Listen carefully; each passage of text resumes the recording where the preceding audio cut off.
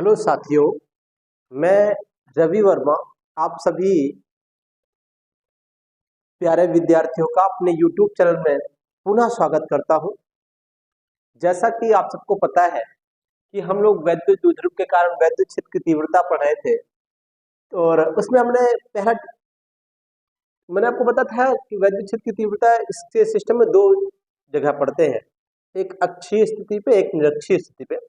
तो अक्षीय स्थिति पे मैंने आपको पढ़ाया था और उस टॉपिक्स में आपको जहां समझ ना आए या फिर आपको लगे कि यहाँ कम मजा आई, वो मुझसे साझा करने का प्रयास करिए साथियों। तो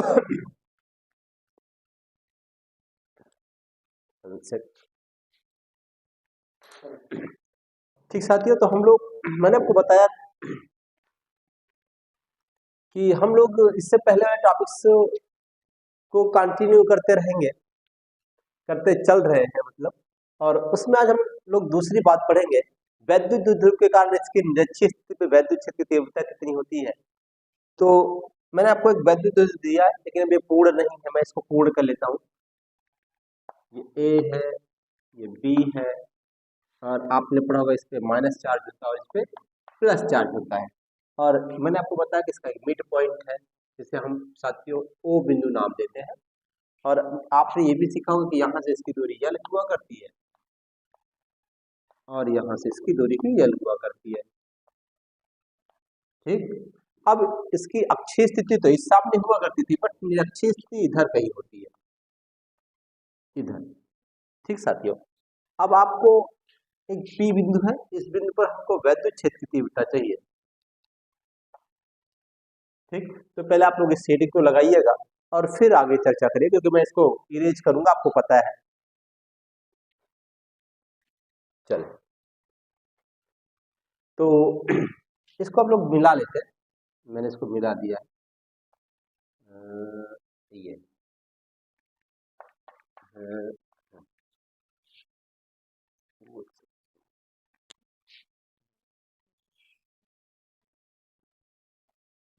बड़ा है।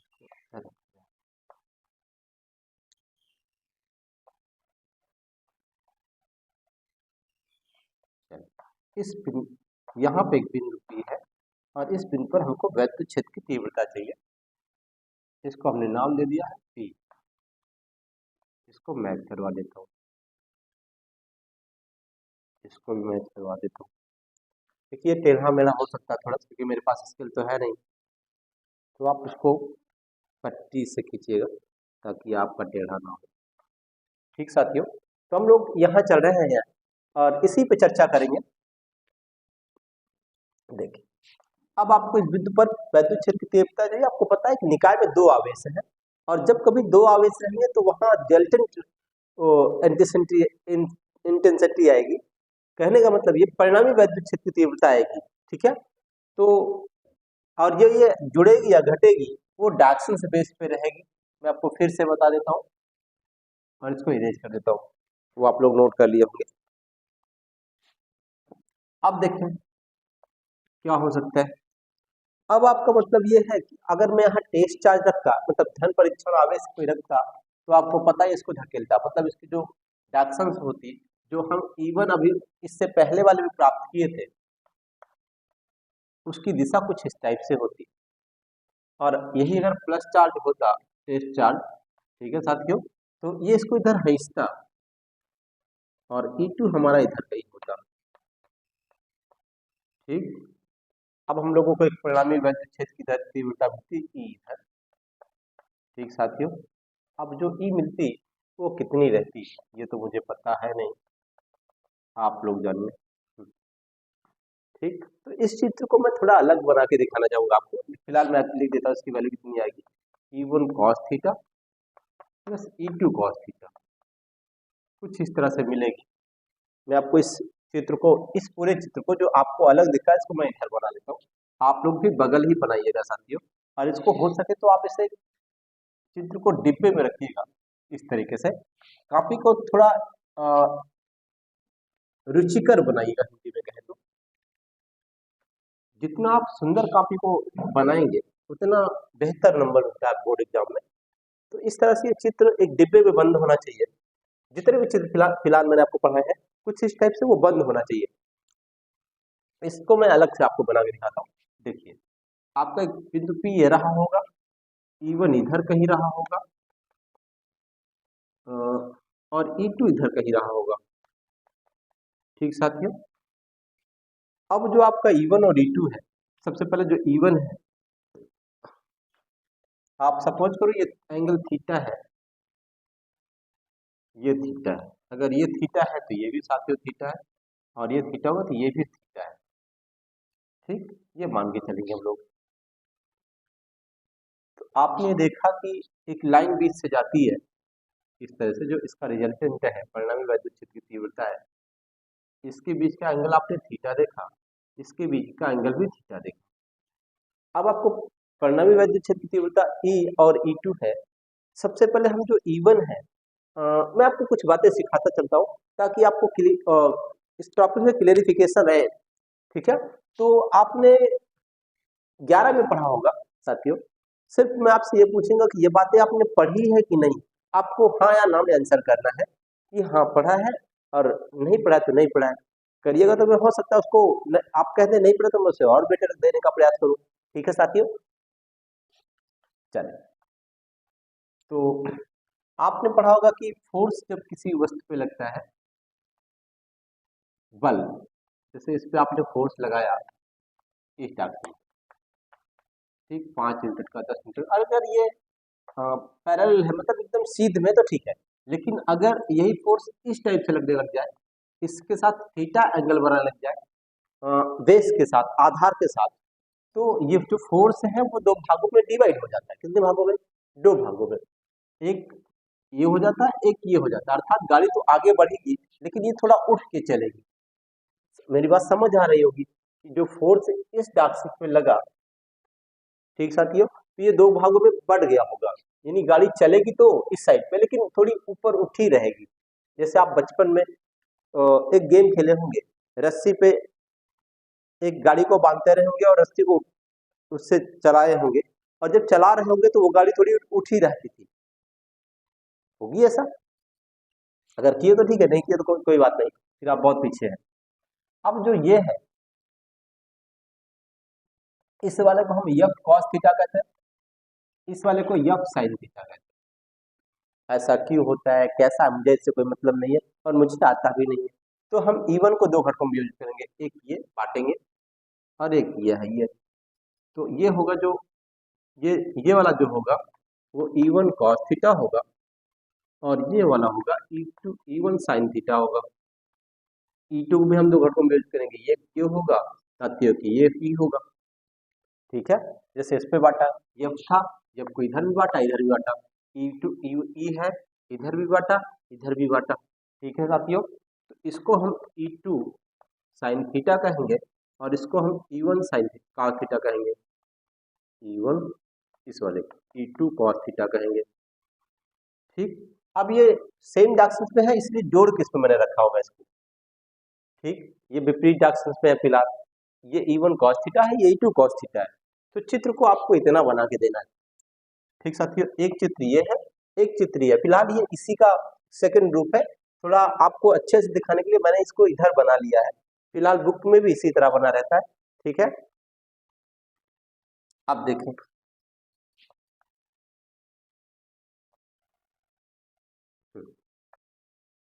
नजर आ रहा होगा आप लोगों को, ए और बी, पी पॉइंट है वो हम लोगों का, एल डिस्टेंस है। आप बताएं ये डिस्टेंस कितनी होगी अगर ये दूरी आर मान ली जाए तो आप कहेंगे सर ये कर्ण है, और कर्ण निकालने के लिए अगर लंब और आधार पता तो उनको एक फॉर्मूला पता होता है भैया कि r square plus l square होगा, कितना होगा, आर स्क्वायर प्लस जितना ये होगा उतना ये भी होगा।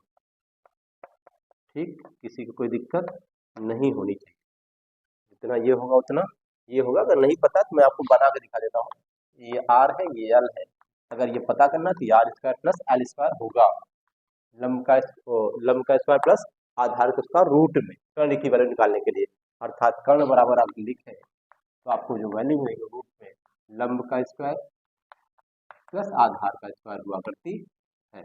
इतना आप लोग सीखे होंगे या इतना जानते हैं। ठीक है, नहीं जानते हैं तो आप कमेंट बॉक्स में कमेंट करिए, मैं और आसान समझाने का प्रयास करूंगा। तो आप लोग इस चित्र को बनाए बनाए रखें, बनाइए मतलब। चल अगर ये समझ ना आया तो मैं और बातें समझाता हूँ कि साइन और कॉस क्यों लिया जाता है, अगर आप 11th में आप पढ़े हो तो। ठीक साथियों, अगर आपने 11th नहीं पढ़ा है तो मैं आपको और इजी बताने का प्रयास करता हूँ। फिलहाल मैंने जैसे आपको चित्र बनाने के लिए कहा है, सेम बनाना है किताब में भी, और जब एग्जाम हॉल में एग्जाम में लिखेंगे तब भी ऐसा ही लिखना है। मतलब कहने का आपकी कि आपकी कॉपी जितना रिचकर होगी एग्जामिनर के लिए उतना बेहतर है। किसी के ऊपर कितना आप अच्छा इंप्रेस डाल जा पाते हैं। जैसे आप कहीं निमंत्रण जाए और निमंत्रण में जाते वक्त आप बेहतर कपड़ा पहनने का प्रयास करते हैं। क्यों? क्योंकि आप जब जाएंगे तो वहां बहुत सारे लोग आए होंगे, अब आपको इंप्रेशन झाड़ना है वहां पे, तो कितना इंप्रेशन अच्छा डाल पाएंगे। इसके लिए आप बहुत सारे चीजें करते हैं, जूता सुंदर जूता पहनते हैं, सुंदर कपड़े पहनते हैं, सबको सुंदर करते हैं ताकि हम लोग क्या कर सके, इंप्रेशन डाल सके। अब आप समझदार है किसके ऊपर डालना चाहते हैं। जैसे हम कहें ये आपकी एक ए बिंदु है, यह थीटा कोण बन रहा है, इस तरह कुछ हुआ करता था, वेक्टर ए हुआ करता था क्लास 11th में, ये थीटा हुआ करता था, तो हम इसकी वैल्यू भी निकालते थे और इसकी वैल्यू भी निकालते थे। जो ये हुआ करती है वही ये भी हुआ करती थी, क्योंकि ये दूसरे के आमने सामने है, ये बराबर हुआ करती है साथियों। तो अगर ये है तो ये कितना हुआ करता था, ए कॉस थीटा। क्यों पूछे क्यों? क्योंकि साथियों आधार है और ये पता है कि ये ए है और ये थीटा पता, तो हम लोग लगाते हैं आधार बटा कर्ण, अगर याद हो तो क्या लगाते हैं, और बराबर क्या आधार बटे कर्ण क्या होता है, या कर्ण बटे आधार लगाए। चलो कर्ण बटे आधार लगाता हूँ, कर्ण बटा आधार। अरे गलत हो गया था, आधार बटे कर्ण cos थीटा बराबर आधार बटे कर्ण होता, सॉरी मैं खुद ही कंफ्यूज हो गया साथियों। आधार बटे कर्ण बराबर cos थीटा। अब हम लोगों को कर्ण की वैल्यू पता है, ए उधर जाएगा तो ये बन जाता है ए cos थीटा। ठीक, इस तरह जब इसका निकालेंगे लंब बटे कर्ण होगा, वो साइन देता है, साइन की वैल्यू निकालेंगे ए साइन थीटा आ जाएगा। अब देखिए आपको दिख रहा होगा जो थीटा के पास वाली है वो cos थीटा दे रहा है, जो थीटा से दूर वाली है मतलब ये वाली, यही को हम लोग ए साइन थीटा यहाँ लिख देते हैं, जो थीटा से दूर वाली वो साइन थीटा देती है। तो यहाँ पे वही हमने किया है, E1 को दो घटकों में विभाजित किया है, ये वाले एक ये वाली, ये थीटा के पास इसको cos थीटा कन्वर्ट किया है, ये थीटा से दूर वाली इसको साइन थीटा में बदल दिया है। वही यहाँ भी है, थीटा से पास वाली E2 के साथ cos थीटा है, थीटा से दूर वाली साइन थीटा है। ठीक, तो यहाँ से आया फिलहाल ये वैल्यू कैसे निकाले हैं, मैंने आपको बताया कि अगर आपको एंगल पता हो, एक भुजा पता हो, तो हम लोग ये दो दो भुजाएं और है उसकी वैल्यू निकाल सकते हैं, ये फॉर्मूला लगा करके, एंगल प्रॉपर्टी लगा करके। ठीक साथियों, तो आपको चित्र पहले बना लेना है, ठीक, तब हम लोग आगे चर्चा करेंगे। फिलहाल हम लोग आगे बात करते हैं। अगर बात करें तो मैं आपको बताऊं कि लिखना कैसा है।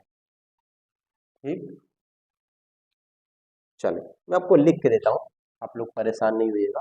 लिखेंगे हम लोग, माना हमारे पास, जैसा पहले पढ़ते हम लोग, माना हमारे पास पहले सेम जो पहले इससे पहले वाला टॉपिक था सेम रहेगा, कोई चेंजेस नहीं है, लगभग सब कुछ वही है। जो हम लोग इसका डिफाइन कर रहे हैं, इसको डिराइव करने के लिए, वो लगभग पीछे के सेम एक जैसी है। तो माना हमारे पास एक वैद्युत द्विध्रुव ए बी है, क्या है, ए बी है। मैंने आपको बताया कि इस चित्र को आपको अपने कॉपी के राइट साइड पे लिखना है। मैं हर वीडियो में लगभग ये बातें बताता चल रहा हूँ और आपको इसी तरह लिखना भी है। यहाँ से बताइए, जो निर्वात या वायु में स्थित है, कहाँ स्थित है, निर्वात या वायु में स्थित। ठीक, अब हम लोग कहते हैं माना वैद्युत द्विध्रुव के मध्य बिंदु O से r मीटर की दूरी पर एक P बिंदु है, जहां वैद्युत क्षेत्र की तीव्रता ज्ञात करनी है। या हम लोग लिखे माना वैद्युत ध्रुव के मध्य बिंदु O से r मीटर की दूरी पर इसकी निरक्षीय स्थिति में एक P बिंदु है, जहां वैद्युत क्षेत्र की तीव्रता ज्ञात करनी है। आप लोग इस चित्र को फिलहाल मैं इसको इरेज करूंगा, आप लोग इसको बना लीजिएगा अपनी कॉपी में। दूसरा वाला थोड़ा सा करूँगा, पूरा पूरा नहीं करूँगा, ताकि आपको डिस्टेंस दिखती रहे। ये डिस्टेंस की जरूरत रहेगी हम लोगों को, वो दिखनी चाहिए आप लोगों को, ठीक, इतना काफी रहेगा मेरे लिए फिलहाल। अब आगे लिखिए माना, माना वैद्युत द्विध्रुव के मध्य बिंदु O से, माना वैद्युत द्विध्रुव के मध्य बिंदु O से r मीटर की दूरी पर, r मीटर की दूरी पर निरक्षीय स्थिति में, निरक्षीय स्थिति में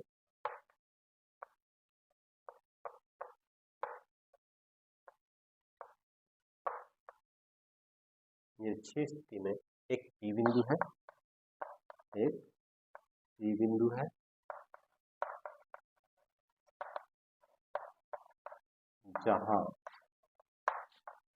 वैद्युत क्षेत्र की तीव्रता ज्ञात है, क्षेत्र की तीव्रता ज्ञात करनी है। ठीक, इतनी बात साथी। फिलहाल इतनी बातें हम लोग इससे पहले वाले वीडियो में भी जो टॉपिक्स पढ़े थे उसमें भी इतना सीखे थे। सिर्फ फर्क ये है कि मैंने एक पॉइंट एक्स्ट्रा जोड़ा है, निरक्षीय स्थिति में, बाकी सब कुछ सेम है, कोई चेंजेस नहीं है। दिख जाए तो बताइएगा कि सर इसमें ये चेंज रहा, कोई चेंज नहीं चाहती हो।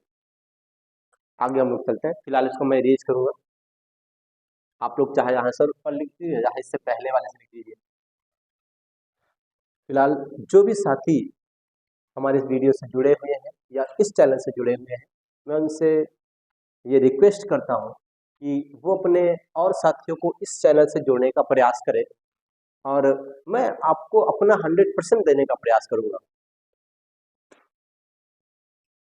चले, हम लोग ने ये बता दिया कि ये कुछ ऐसा हुआ करता था, यहाँ पे माइनस प्लस चार्ज है, ये बी था, ये ए था, इसका मिड पॉइंट ओ था, ये एल था, ये भी एल था। ठीक साथियों, इसकी जरूरत हम लोगों को रहेगी, इसलिए मैंने इसको डाल दिया, ये पी पॉइंट हम लोगों को। ठीक, तो मैं लिखता हूँ प्लस क्यू आवेश के कारण, प्लस क्यू आवेश के कारण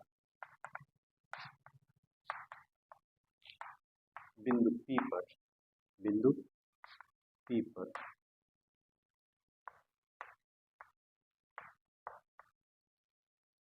वैद्युत क्षेत्र की तीव्रता, वैद्युत क्षेत्र की तीव्रता। एक बात ध्यान रखें कि जब हम लोग इसका गणितीय रूप लिखेंगे तो मैंने आपको सिखाया है कि कुछ अलग लिख के देंगे साथियों। तो E1 बराबर हो जाएगा 1/4 आवेश Q है, दूरी आपको दिख रही होगी r square plus l square root में है, लिख दिया r square plus l square root में है।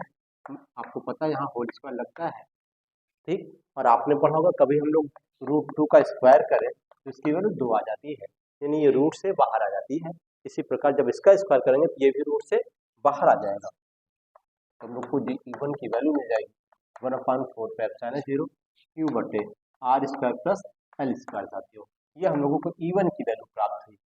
इसी प्रकार जब हम लोग माइनस की वैल्यू की तीव्रता निकालेंगे तो डिस्टेंस सेम है, वैल्यू सेम मिलेगी, कोई चेंजेस नहीं है। फिलहाल मैं निकाल बताता हूँ, मैं इसको चेंज कर देता हूँ, यहाँ पर मैं माइनस लिखता हूँ, बाकी सेम रहेगा, कोई चेंजेस नहीं। मैंने क्या लिख दिया, इसके आगे स्टेप में आपका सेम रहेगा, माइनस की वैल्यू कारण उत्पन्न वो कारण बिंदु P पर वैद्युत क्षेत्र की तीव्रता ये हो जाएगी। मैं इसको E1 की जगह E2 लिख देता हूँ। मेरी बात समझ आ रही है? मैंने कुछ नहीं किया, मैंने थोड़ा सा अपना चाक बचाने का प्रयास किया है। ठीक साथियों, तो E1 मिल गया, E2 मिल गया। E1 की तरह मिला मुझे सेम वैल्यू, E1 की वैल्यू भी और E2 की वैल्यू भी सेम मिल गई मुझे। ठीक, अब हम लोगों को क्या चाहिए, इस बिंदु P बिंदु पर परिणामी वैद्युत क्षेत्र की तीव्रता चाहिए, तो इसका यूज हम थोड़ा सा करेंगे। ठीक, इसका यूज लगभग मेरा खत्म है, तो मैं इसको मिटा देता हूँ। ठीक, अगर मैं इसको मिटा लिया हूँ तो आप विचार करें कि E1 रहने दे, इसको प्लस रहने दे, मैं लिख के दे देता हूँ आपको, नहीं तो आप शायद कंफ्यूज हो जाए कि सर पता नहीं क्या कर गए। मैं लिख देता हूँ माइनस क्यू आवेश के कारण, माइनस क्यू आवेश के कारण, कंफ्यूज नहीं है, मैं लिख दे रहा हूँ वैद्युत क्षेत्र की तीव्रता, वैद्युत क्षेत्र की तीव्रता। मैंने आपको पढ़ाने से पहले ये बताया साथियों कि टॉपिक्स पढ़ने के लिए आपको ये वो कैलकुलेशन आना बहुत जरूरी है। कैलकुलेशन आएगी तभी सवाल आएगी, मतलब सॉरी ये टॉपिक्स क्लियर होंगे। कैलकुलेशन हल करना ठीक से नहीं आता तो आने इस टॉपिक्स का आने का कोई सवाल बिल्कुल नहीं है। चले तो मुझे E1 की वैल्यू मिल जाएगी, सॉरी E2 की वैल्यू मिल जाएगी 1/4 अभी मैंने आपको निकाल कर दिया था, क्यू बटे रूट में r square plus l square, same same है, होल स्क्वायर लगाएंगे तो आपको E2 की वैल्यू यही मिल जाएगी 1/4 q upon r square plus l square. आपको दिख रहा होगा ये वैल्यू मिली, E1 की वैल्यू मिली। आप यहाँ तक नोट करेंगे, कीजिए, मैं आगे की बातें करता हूँ।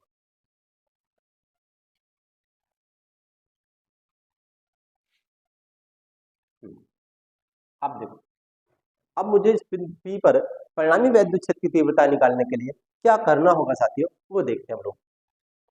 अब देखो क्या करूं, क्या लिखूं, समझ ही नहीं आ रहा मुझे। आप सोचिए कैसे निकालें। हाँ सुने, मैं कहानी सुनाता हूँ, वो आप सुने फिर लिखेंगे। अब बिंदु P पर परिणामी वैद्युत क्षेत्र की तीव्रता ज्ञात करने के लिए हम लोग E1 और E2 को दो घटकों में विभाजित करते हैं। जो इसके आपको लंबवत घटक दिख रहे हैं, E1 sin theta, Y2 sin theta, ठीक है। क्या करते हैं, सबसे पहले बिंदु P पर परिणामी वैद्युत क्षेत्र की तीव्रता ज्ञात करने के लिए हम लोग E1 और E2 को दो घटकों में विभाजित करते हैं, या लंबवत और समांतर घटकों में विभाजित करते हैं। इसके लंबवत घटक E1 sin theta, Y2 sin theta परस्पर बराबर और विपरीत होने के कारण एक दूसरे को निरस्त करते हैं। जैसे अगर मैं बता दूं कि आपके पास एक ठलिया हो साथियों, और इस ठलिया में 5 मीटर का फोर्स इधर से लगाए, 5 मीटर का फोर्स इधर से लगाए, तो क्या होगा बताइए, विचार करिए क्या होना चाहिए, नहीं बता। अरे साथियों, न इधर जाएगी न इधर जाएगी, है ना, तो सोचिए क्या इधर या इधर जाने का कोई सवाल है। अरे कोई इसको इधर 5 से ले, इसको भी इधर से ले, क्या होना चाहिए, कहीं नहीं जाएगी, ये यहीं की यहीं रह जाएगी। उसी तरह ये है, ये बराबर है, विपरीत है, खत्म। इसका परिणामी फोर्स निकाले तो शून्य, क्यों, क्योंकि फोर्स एक सदिश राशि है, और ऐसा जिसपे होगा, सदिश राशियों को हमेशा हम लोग जब हल करेंगे तो उनका जो जोड़ घटाना गुणा भाग होगा, ये जोड़ या घटाना होगा, गुणा भाग से मुझे कोई मतलब नहीं है, जोड़ या घटाना होगा, वो किसके बेस पे होगा, टॉक्सिस बेस पे होगा। जो सेम दिशा में होंगी वो जुड़ जाएंगी, जो विपरीत दिशा में होंगी वो घट जाएंगी, सीधी सी बात है। सदिश राशियां, अगर हम सदिश राशियों की बात करेंगे तो इनकी जो सिस्टम है, जो समस्या है इसके साथ, वो समस्या ये है कि अगर ये विपरीत दिशा में तो घटेंगी, समान दिशा में है तो जुड़ेंगी, ऐसा हमने देख लिया। अब ये विपरीत दिशा में, ये विपरीत दिशा में घट के शून्य, 5 से 5 गया 0, घटा तभी तो 0 आया कि नहीं आया। अरे ठीक है, आप लोग जो इच्छा वो करो, चले। अब देखिए, जब किसके समांतर घटक E1 cos theta, Y2 cos theta एक ही दिशा में होने के कारण जुड़ जाते हैं, अतः बिंदु P पर परिणामी वैद्युत क्षेत्र की तीव्रता जो मिलेगी हम लोगों को, वो ये मिल जाएगी कुछ इस टाइप से।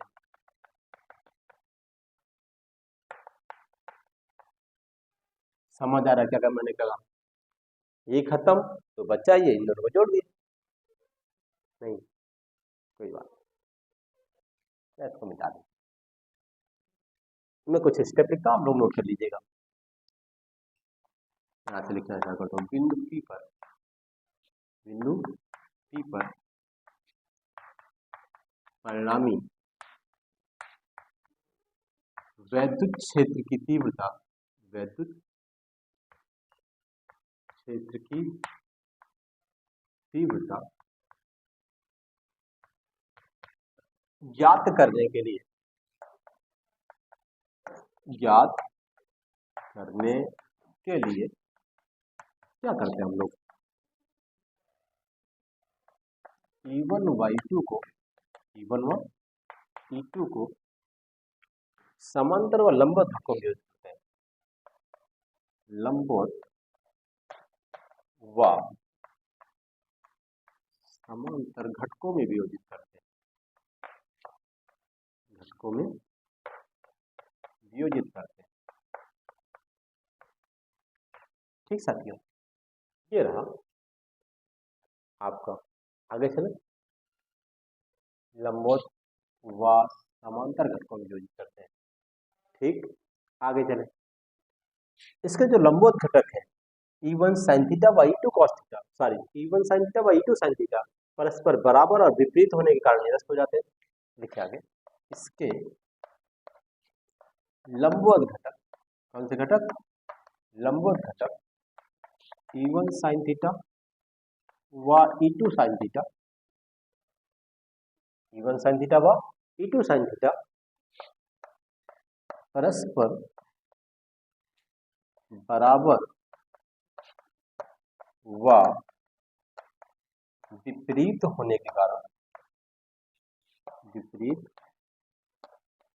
होने के कारण निरस्त हो जाते हैं। क्या होते हैं? निरस्त हो जाते हैं।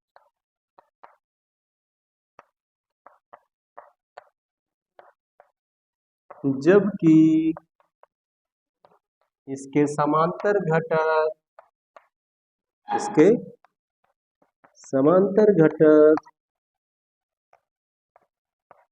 एक ही, अरे उल्टा विदा हो जाना साथियों, जबकि इसके समांतर घटक क्या हो जाता है? जबकि इसके समांतर घटक एक ही दिशा में होने के कारण, एक ही दिशा में होने के कारण जुड़ जाते हैं। क्या कहते हैं? जुड़ जाते हैं। ठीक, ये बात रही, इसको आपको नोट भी करना है। ठीक है, मैं सुंदर दिख रहा हूँ क्या?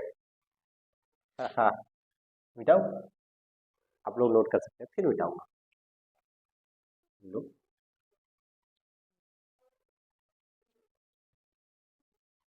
बताओ, इसका काम खत्म हुआ, हमने काम कर लिया, क्या देता हूँ आपको, समझा दिया कौन से जुड़ेंगे कौन से घटेंगे। अब चले आगे, अतः E बराबर E1 cos थीटा धन E2 cos थीटा।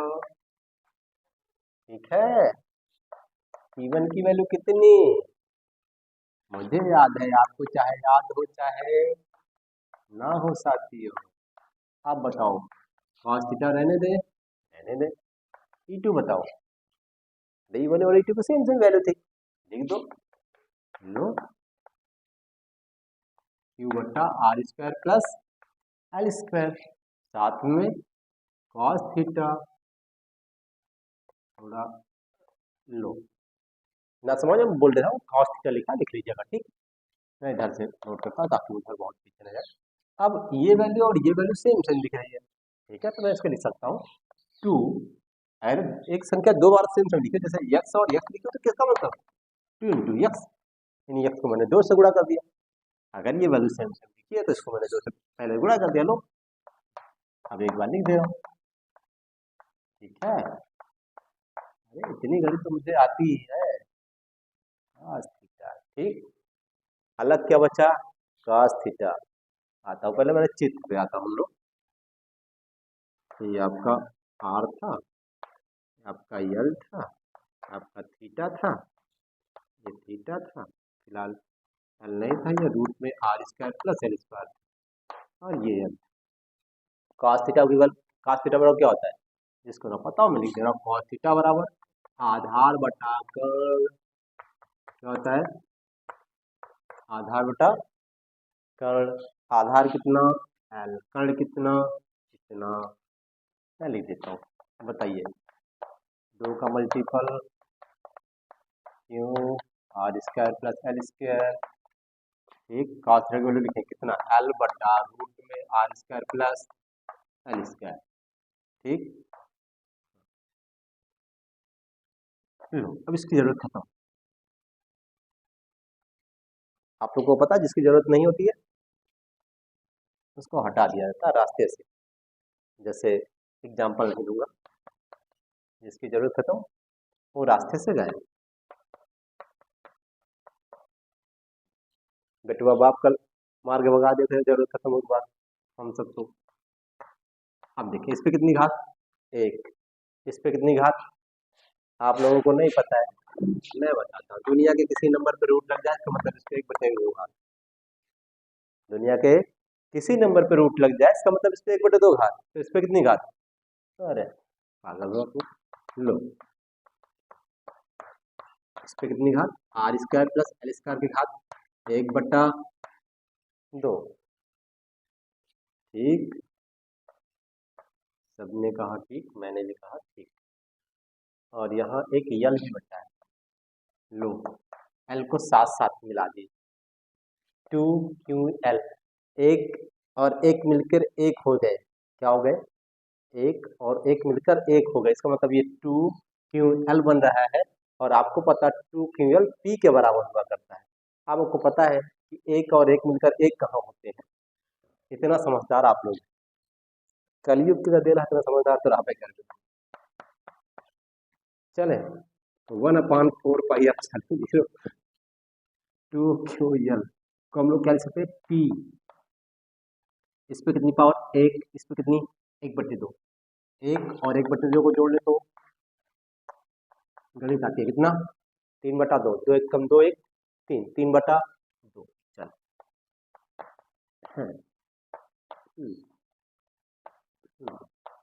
3/2। पी कहाँ से आया, पी हम लोगों ने पढ़ा है 2QL, एक एक मिलके एक हो गया है। ठीक, तो यहां तक हम पहुंच आए हैं। इसको मैं फिर से रीड कर रहा हूं। हाँ, इतना काफी है मेरे लिए, आपका इतना बच्चा। अब आपको इस यल को गायब करना, बाकी सारा काम खत्म है। ठीक, तो इसके लिए हम लोग लिखते हैं l is less than r, और यहाँ लिखते हैं चूंकि, क्या लिखते हैं, यदि l is less than r, यानी एल जो है आर की अपेक्षा बहुत छोटा है हो, तो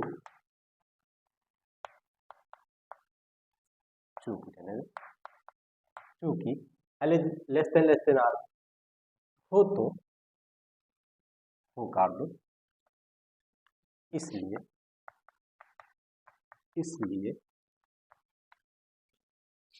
r² की तुलना में, r² की तुलना में l² को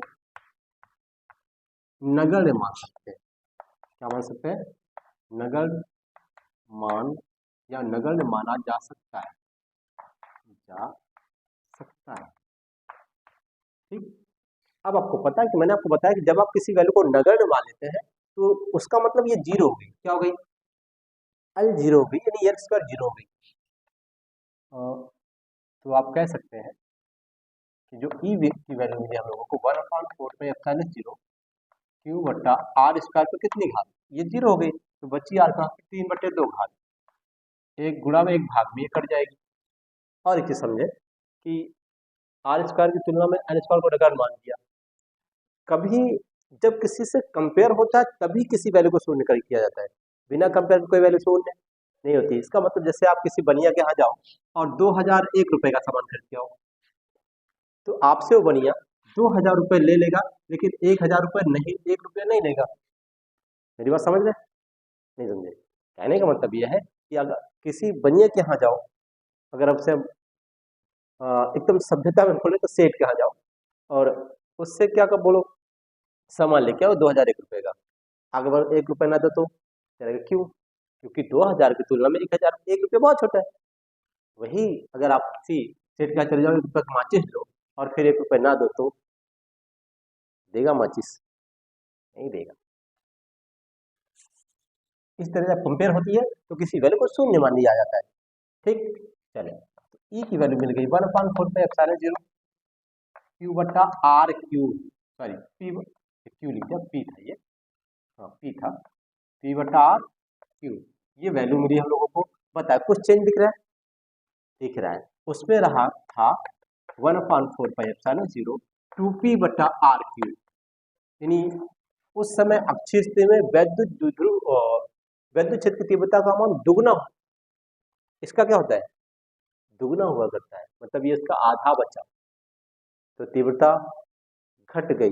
डार्कनेस बदलने से भी तीव्रता घट रही। सोचिए, अगर आप किसी चार्ज पे चर्चा करें तो चार्ज के चारों ओर अगर इस बिंदु पर वैद्युत क्षेत्र की तीव्रता ऐसे चारों तरफ निकालें तो बराबर हुआ करती है, लेकिन वैद्युत क्षेत्र की तीव्रता हमने देखा कि यहाँ कुछ है, ठीक है, मतलब इस साथ कुछ है, यहाँ कुछ बदल गई, चेंज हो रही है। ठीक, फिलहाल इसकी चर्चा हम लोग नेक्स्ट वीडियो में करेंगे। तब तक के लिए धन्यवाद साथियों, इतनी देर हमारे साथ जुड़े रहने के लिए।